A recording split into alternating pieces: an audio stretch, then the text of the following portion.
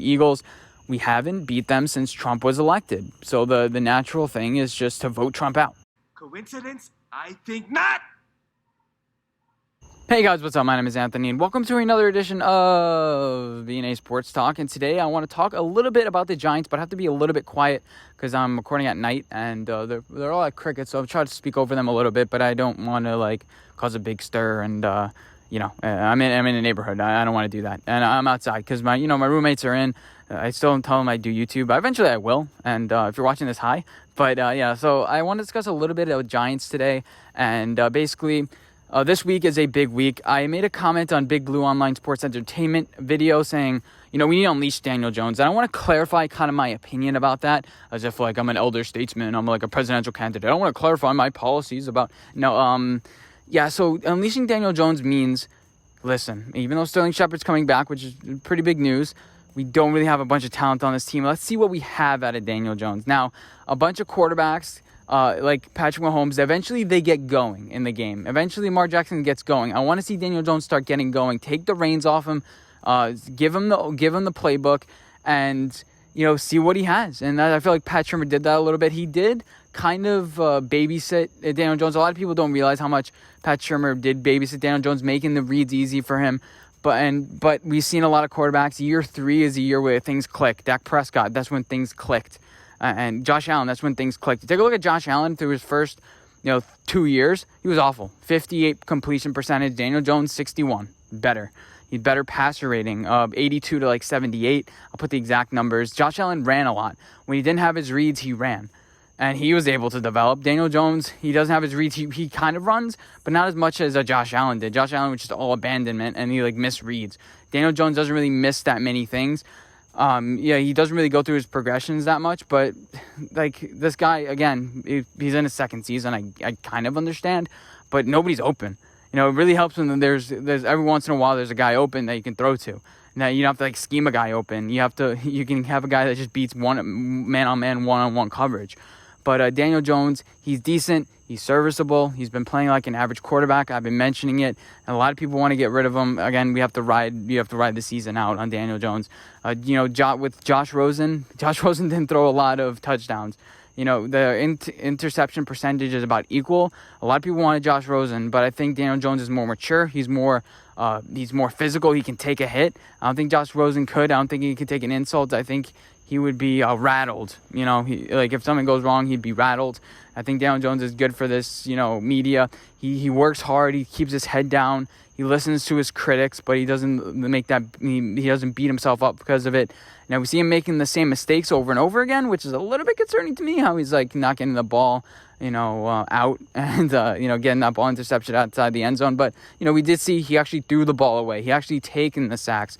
So we're seeing a little bit of improvement, but obviously he doesn't have that pure, I mentioned it yesterday, that pure just baller. He has to be taught some certain things. He doesn't have the greatest instincts. That's the right word I'm saying. He has to be taught some certain things. Other guys just have a feel for it. But if you take a look at Kyler Murray, I'm telling you, I think Daniel Jones is not much worse than him. Kyler Murray's a little bit more advanced up in the noggin, but Kyler Murray's a little bit more advanced in that sense. But, Daniel Jones is more physical. I'm not worried about him taking a hit. He can lower his shoulder and he'll be fine. Again, hit lower with that left shoulder. I mentioned it yesterday. I'm do not lower your right shoulder. But he plays safe. He listens to his coaches. And, I think he's in a better spot than what Kyler Murray is right now, who has a bunch of weapons. And it's great. It's flashy. But did he really play that well yesterday? 9 for 24. I'm okay. And he can't run away from guys. Daniel Jones was running away from some linebackers today. Kyler Murray's a little bit shifty, but he's not really that sustainable in that sense. So that's my Daniel Jones talk for today. We'll discuss Daniel Jones, and let's take the reins off him a little bit. Let's see what he can do. Because, this is the division we're trying to win here. We're trying to see what we have in our quarterback. And obviously you're trying to be game manager. You're trying to win games. But at some point, you got to see what you got. And it's going to be very exciting to see because it's a short week. We don't have a lot of game planning to do, just say, okay, Daniel Jones, we have these plays that we have, and I'm going to call on you and see what you got. Test them out. and see with pressure in your face, your instincts. And you couldn't do that in the first couple games because of the offensive line. It was still growing. It's actually still growing now, but we will have 2 rookies in at left and right tackle potentially. And now I kind of buried the lead. Like, what is his ceiling? That's probably when I label the video a little bit. We'll find out. Obviously, the time tells everything. But I think his ceiling is Ryan Tannehill. And Ryan Tannehill, a decent rusher, underrated rusher. Accurate downfield, makes the timely throws. Daniel Jones needs to start making those. I'm not saying he's Ryan Tannehill right now, but I could see his ceiling being somewhat like a Ryan Tannehill. At least he's not one of those stone guys like Kirk Cousins and Matt Ryan. I think he can be Ryan Tannehill, or he can be one of these Jake Locker guys or Jameis Winston guys who just keeps on making mistakes and never learns. And again, that is possible because he doesn't have the best instincts in the world too. And what are our biggest needs right now?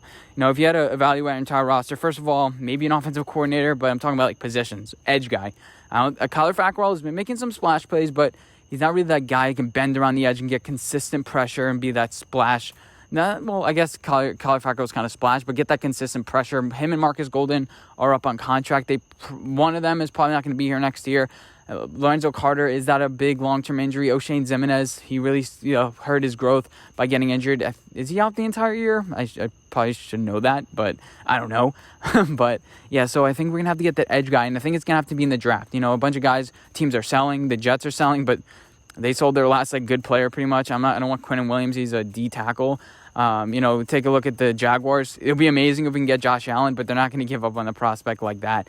I don't think they're going to tear it down to the studs like the Jets are. The Falcons don't really have a guy like that. They just signed a guy in free agency. I forget who. Dante Fowler Jr., who I wanted. But I don't really know how good he's playing this year. There's so many guys. How good are they playing? You kind of lose track. But yeah, so yeah, I think we need an edge guy, a free safety. Xavier McKinney is coming back. He's going to add more flexibility down towards the line with Logan Ryan. And eventually James Bradbury has been such a good addition because you have something that You have something that teams like, oh shit, James Bradbury. Now it's a guy okay, how are we going to get past James Bradbury? And it allows you to have a little bit of position of leverage when making a game plan. Okay, we can have James Bradbury guard your number 1, and he's not going to do shit against James Bradbury. So, yeah, there's that. So that's pretty exciting this year to have actually a lockdown corner, for once. And we'll see how he progresses throughout the rest of the year. But, things are looking very, very good right now. And it's against top guys. It's not like we're playing against cupcakes, with wide receivers. Maybe cupcakes with quarterbacks, and maybe not that accurate people like Trubisky. Jared Goff is, spotty sometimes. And, James Bradbury can manipulate them. But, not every quarterback is Patrick Mahomes. It'll be very interesting to see how he does against those elite guys as we head towards later in the season when we actually play some good quarterbacks like Russell Wilson, maybe Lamar Jackson. I'm not too sure because he hasn't been looking that hot recently. And then finally, the last position in need is wide receiver.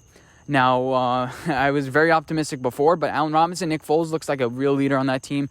Realize that team fighting, and we'll see. Have they been lucky over the first couple weeks with injuries and with everything? The drop pass by DeAndre Swift.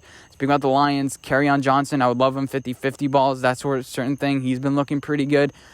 And, so I'm not too sure what wide receiver prospect can go after. It looks like A.J. Green is on his last legs. I don't want to get John Ross. He's a speedster, but, what else can he offer? He's had 2 receptions this year on 7 targets. So I think it's going to be a cheap rental a rental, and then it's only going to be for a certain year. It's going to be a tryout. I've heard some things about Antonio Brown. It's just but really? But maybe the little Joe Judge connection. Joe Judge was the wide receivers coach for the Patriots, so Antonio Brown at least kind of knows Joe Judge. I'm not too sure how well he knows him. He may have just came into the meeting and said okay, I'm going to ball, and then left, So I'm really remiss to just talk about the draft because I'm let's play out this season. Again, we're 1 game out of first place. And, I'm starting to create more graphics on Instagram, doing things like that with the Eagles. We haven't beat them since Trump was elected. So the natural thing is just to vote Trump out. That's what's going to have to happen. He can't be in office. But we're 4 for our last 24. Definitely do follow my BNA Sports. If you're still watching this, this message is for you. I was going to include in the beginning. Actually, I should have included in the beginning, but this message is for you. Follow my BNA Sports. We're going to do some, start doing some fun things there. I'm not going to say I'm uploading every day and things like that. But we're going to do some fun things there. I'm try to be consistent, do some like Thursday night predictions and different things like that. And this week, Thursday night is the Giants and Eagles. Actually, was fairly accurate with the Bears Bears. I always call the Bucs the Patriots now, but the Bears Bucs game. I said that the score is going to be like 20-17. It was like 19-17. I felt like a genius. But I hope you guys enjoyed this video. Follow me on BNA Sports Instagram. I have it linked to my channel, hopefully in the description. I'll see you guys in my next video. Bye, guys.